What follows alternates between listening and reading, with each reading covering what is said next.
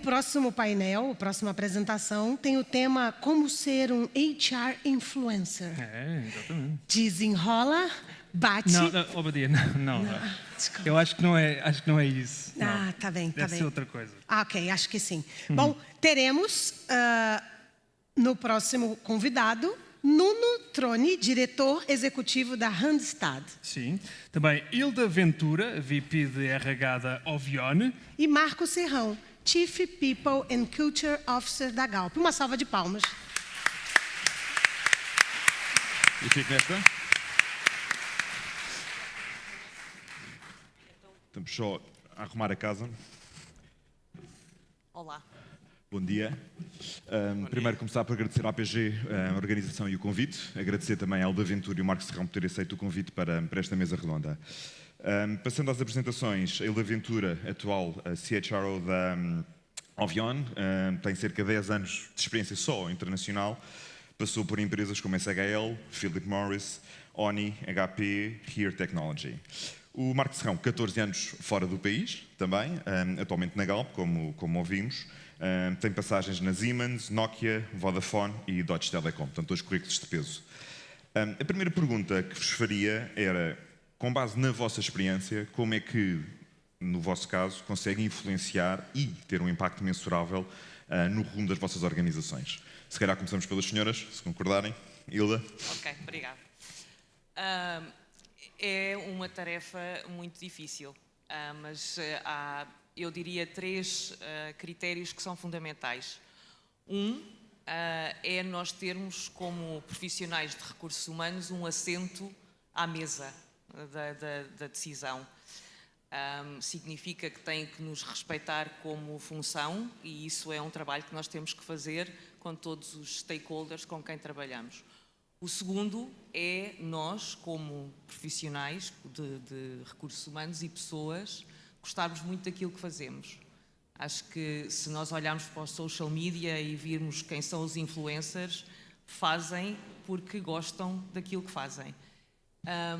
E depois, uma nota pessoal minha, que é eu escolher projetos que realmente acredito, com um propósito que faz a diferença e que eu sinto que posso mudar e trazer alguma coisa nova, e isso entusiasma-me muito quando me sento com a gestão da empresa e apresento o futuro. Basicamente são essas os meus 3 critérios. E tu, Marco? Obrigado. Eu estou de acordo contigo relativamente a ter um assento à mesa. No caso da Galp é um bocadinho diferente. Os recursos humanos não são parte do ExCom, mas acho que temos de qualquer forma uma presença contínua. Aliás, hoje supostamente devia estar numa sessão do ExCom e não estou, mas acho que esse ponto é importante. Para mim, há outro ponto que é muito importante, é que a estratégia de pessoas esteja no centro da estratégia do negócio. Eu acho que essa é uma forma de termos impacto na organização e que muitas vezes não acontece. Tratamos quase a estratégia de pessoas como uma estratégia diferente da estratégia do negócio. Eu acho que a estratégia de pessoas tem que ser parte e acho que isso faz com que tenhamos maior impacto na organização e sejamos capazes de, eu acho que influencer é uma palavrinha um bocado forte, mas acho que ter esse impacto na organização vem de que as pessoas estejam no centro da estratégia da organização. E o último ponto também semelhante ao que disseste anteriormente é termos uma ligação com o propósito da organização. Eu acho que é importante hoje em dia, cada vez mais as pessoas escolhem, ou o talento escolhe as organizações onde quer trabalhar, e acho que esta capacidade como organização de termos um impacto nas pessoas, das pessoas se sentirem identificadas com aquilo que fazemos, acho que é importante. E no meu caso, eu decidi voltar a Portugal porque me identifiquei com o propósito da Galp e com o que queremos fazer em termos de regenerar o futuro, e foi isso que me trouxe de volta depois de 14 anos. O lugar à mesa é um ponto importante, porque olhamos para as organizações lá fora, e muitas vezes o CHRO tem lugar no board, nas administrações. Olhamos para Portugal e nós estamos a fazer este exercício na preparação e começámos a contar quantos diretores de recursos humanos, administradores de recursos humanos é que têm efetivamente assento à mesa. E em bom da verdade lembrámos de 2. Uma está aqui presente, a Hilda, que faz parte do leadership team da Ovion. Temos o caso também da Maria Romã Garcia, do Lidl, também administradora com pluro de RH, e não há mais. Portanto, ou seja, nós passamos a vida a ouvir que as pessoas estão assentos, são mais importantes, mas depois o diretor de recursos humanos não faz parte do leadership team. Porquê? E porquê é que o CFO faz? Ou seja, a parte financeira não é tão importante, mas têm sempre assento à mesa. O CHRO não. E às vezes o CFO toma conta dos recursos humanos. Exato. Mas isso, eu acho que, e discutimos isso, eu acho que isso não significa que as empresas não levem a sério as suas pessoas ou não levem a sério a estratégia de recursos humanos. Eu acho que também cabe aos profissionais de recursos humanos fazerem valer-se dentro das organizações através dos recursos que têm. Nem todos os influencers têm milhares de seguidores nos primeiros tempos. Portanto, acho que é uma mudança quando realmente olhamos para fora de Portugal, especialmente para fora do sul da Europa, a tendência é completamente diferente. Mundialmente, as grandes empresas têm um CHRO, portanto, uma pessoa responsável pela agenda das pessoas e pelos recursos humanos, sentada no board, sentada a tomar decisões, e eu acho que Portugal vai chegar lá. Não achas? Sim, eu espero que sim. Acho que é uma reflexão interessante.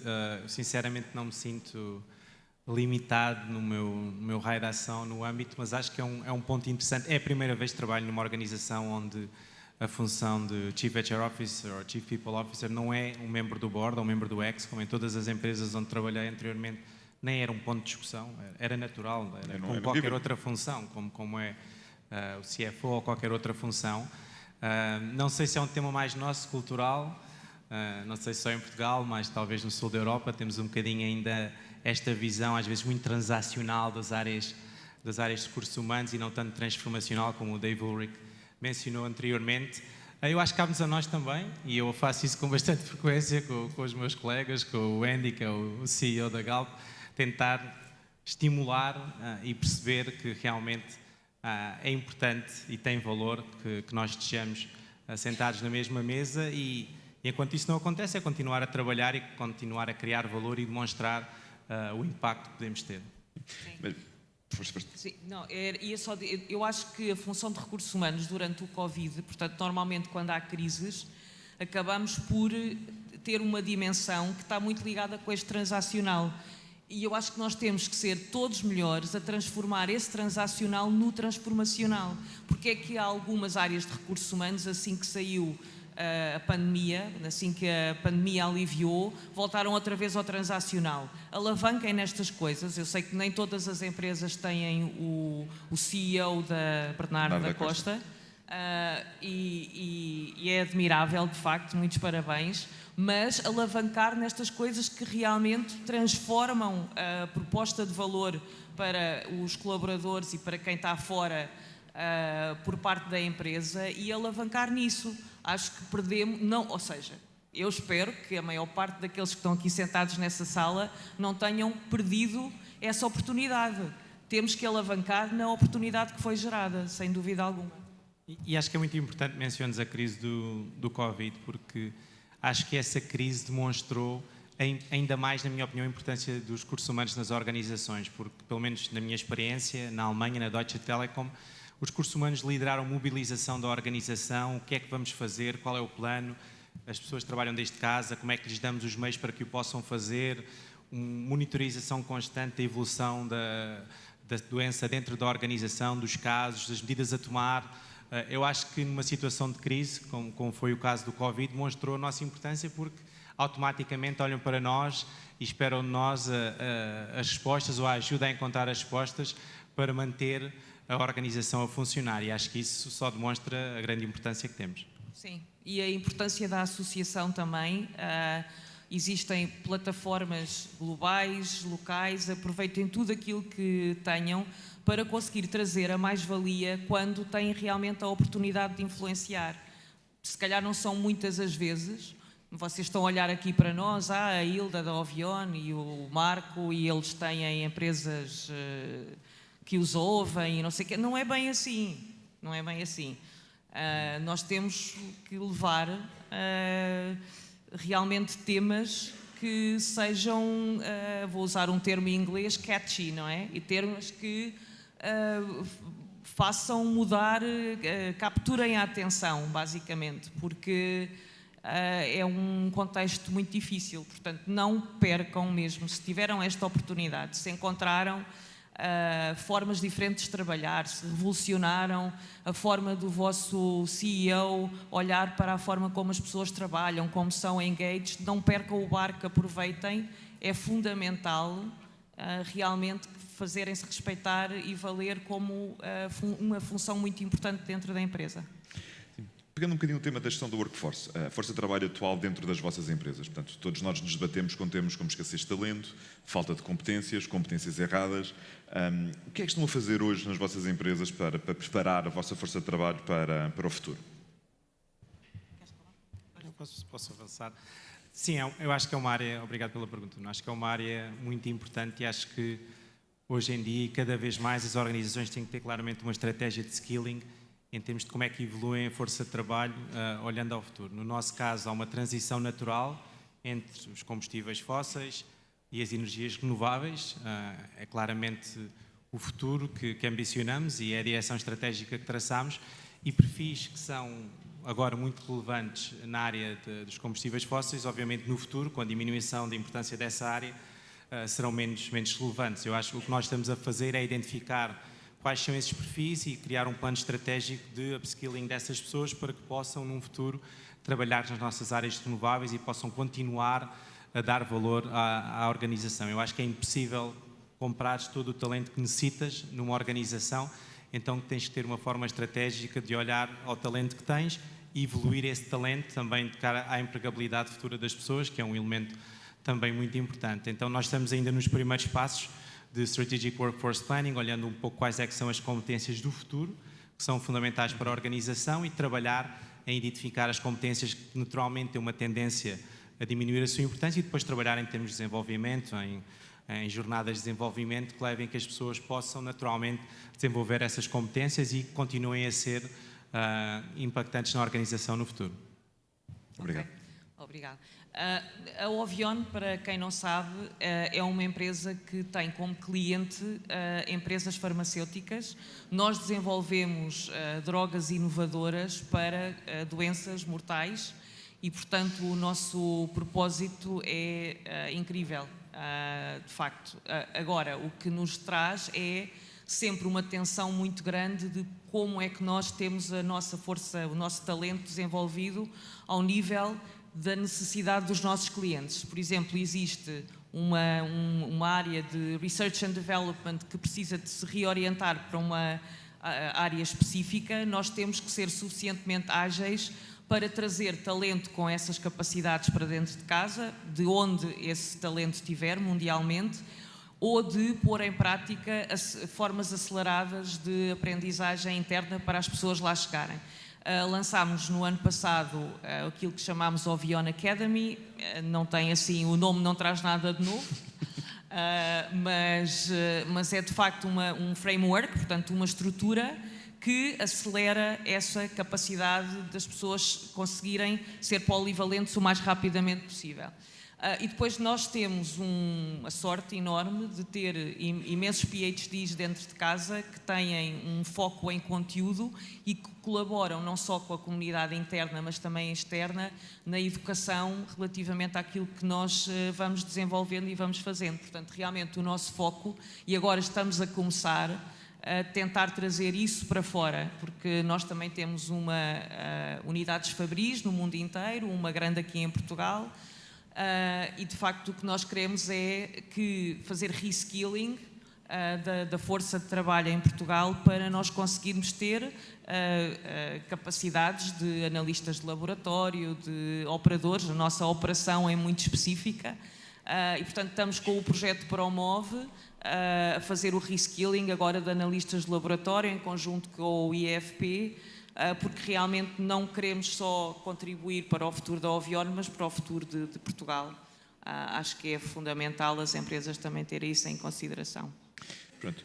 Um ponto importante, nem toda a gente é passível de requalificação, ou seja, nós fazemos programas de upskilling, reskilling, contratamos fora, obviamente teremos novo talento, mas e o que é que acontece e o que é que fazemos, não só nas empresas, mas como um todo, a quem não tem enfim, não quero dizer capacidade, mas é quem não tem, enfim, a possibilidade de realmente aprender novos skills, novas competências. O que é que os que ficam para trás, o que é que lhes fazemos? Posso? Baixo? Eu e as empresas que represento, e na Ovion, acima de tudo, todas as pessoas são importantes, todas as funções são importantes, todas. E acima de tudo, estamos numa era em que anda tudo tão depressa, nós temos que ter um bocadinho de paciência uns com os outros. Às vezes, sim, não é possível, mas temos que dar tempo e temos que respeitar a velocidade de cada um e encontrar formas que individualmente façam sentido. Eu acho que isso é uma componente da função de recursos humanos, que é se calhar aquela que eu pratico menos, infelizmente, e se calhar o Marco também, não é? Praticamos isso através de dados analíticos, o que às vezes é muito longe já, porque temos equipas grandes daquilo que acontece no terreno, portanto, temos que contar com a capacidade das pessoas que trabalham connosco para chegar ao fator humano, porque aquilo que nós vemos é o nosso cockpit de quantas pessoas não conseguiram lá chegar, quantas pessoas estão à porta da reforma, quantas pessoas têm uma performance abaixo daquilo que é necessário, e nós depois olhamos para aquilo e pensamos, primeiro com a parte dos dados, vamos mandá-los embora, não é? Placement. Pronto. E depois temos que perceber qual é que é o fator humano e quais é que são as oportunidades de saída. Eu acho que nós devemos sempre procurar parcerias, entrar em contacto com os nossos parceiros, tanto do ponto de vista de fornecedores como de clientes. Eu fiz coisas maravilhosas no passado, eu confesso que também se calhar o Marco, não é? Em que estávamos numa situação de workforce planning, em que tínhamos que largar um determinado skill, aquelas pessoas já não iam ficar dentro da nossa empresa com aquele skill, e no fundo fizemos uma parceria com onde fazia sentido aquelas pessoas terem uma carreira, e as pessoas passaram para essa outra empresa de forma digna e com respeito, que eu acho que é isso que nós também temos que ser valorizados como função. Sim, acho que tocaste... Isto era uma rasteira do Nuno.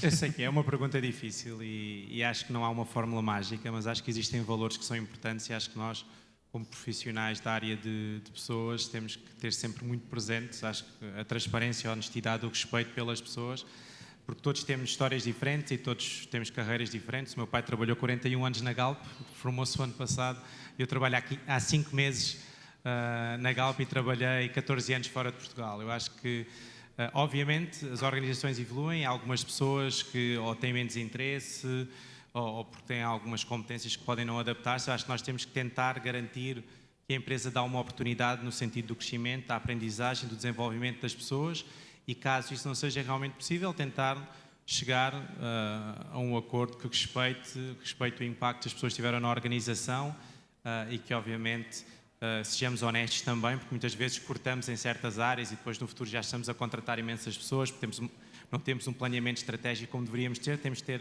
ser honestos connosco e com o que pensamos que deve ser a evolução da organização e fazer as coisas com respeito e obviamente sempre procurando qual é que é a melhor solução para a organização, mas também obviamente para as pessoas. Sim, porque uma das...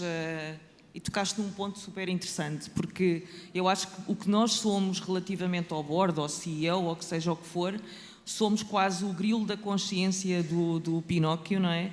De como é que a confiança e o respeito das pessoas se mantém. Muitas das vezes eu apanho-me a fazer esse papel, porque nós todos estamos com uma pressão muito grande sempre dos resultados, e às vezes apanhamos-nos em armadilhas de contradição, não é? Que é, queremos todos ser super work-life balance, não é? Mas depois matamos-nos todos a trabalhar 60 horas por semana, em casa, nem sabemos o que é que as pessoas fazem e tens que entregar aquele KPI no dia não sei quê, mas depois vendemos imensas parangonas de work-life balance, somos todos super felizes e não sei quê. E eu acho que nós temos que ser esse grilo da consciência do board, em que dizemos, olha, o que nós estamos a dizer não faz nada, não tem nada a ver com aquilo que estamos a fazer na realidade. Isso às vezes choca um bocadinho. Acho que as pessoas têm que ter essa confiança de que quem lá está na área de recursos humanos, de pessoas, seja o que for, há montes de nomes agora para isso, que representa essa confiança, que traz à gestão da empresa os indicadores que são necessários para se manter o nível de confiança. Senão é o desastre. Nós temos que dizer, temos que fazer o que dizemos e dizer o que fazemos. Isso é fundamental. Sim, é o famoso lead by example, e eu acho que isso é muito relevante também dentro das nossas próprias equipas, não é? Na forma como gerimos as nossas pessoas, nas nossas equipas, como tratamos as pessoas numa situação em que tenha a chegar a um acordo. Eu acho que esse respeito e esse lado humano é muito importante. Um dos nossos, chamamos de OKRs, não sei se vocês conhecem essa metodologia, chama-se Objectives and Key Results. Um dos nossos OKRs estratégicos é ser a empresa mais human-centered da indústria da energia. Obviamente que isto é muito aspiracional e é quase impossível de medir, mas para mim o que é mais importante é que é um statement da nossa vontade e do nosso querer sermos muito centrados nas pessoas, e tudo o que fazemos no dia-a-dia vá nessa direção, e evitar muitas vezes situações em que realmente não o fazemos, e ser essa consciência e nós próprios pensarmos nas situações em que às vezes não nos comportamos de acordo com isso, e ser esse exemplo para a organização. Sim.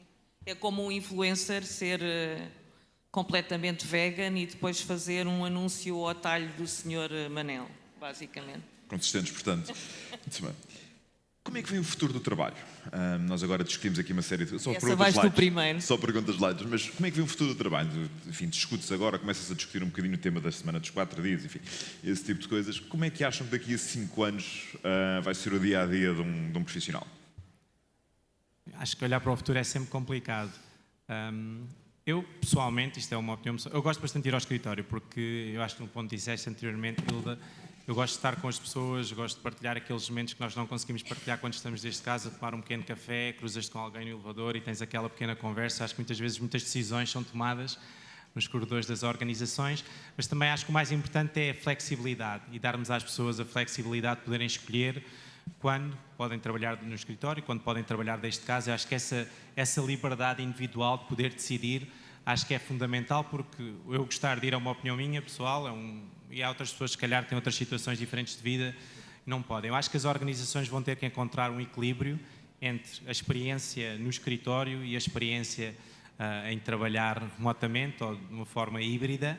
Eu acho que o escritório deve ser um hub de encontro para as pessoas, onde nós podemos proporcionar uma experiência de trabalho que é diferente e que traz um valor adicional à experiência que podemos ter a trabalhar desde casa, em frente a um computador, através de ter uma cantina com termos comida saudável, termos um escritório que promove a colaboração, com tecnologia, com uma série de eventos e interações que realmente fazem com que as pessoas valorizem aquele tempo que estão no escritório e maximizem a colaboração e o trabalho em equipa, e que depois também tenham a liberdade para poder trabalhar desde casa, e temos também de dar às pessoas a tecnologia para que o possam fazer, não é?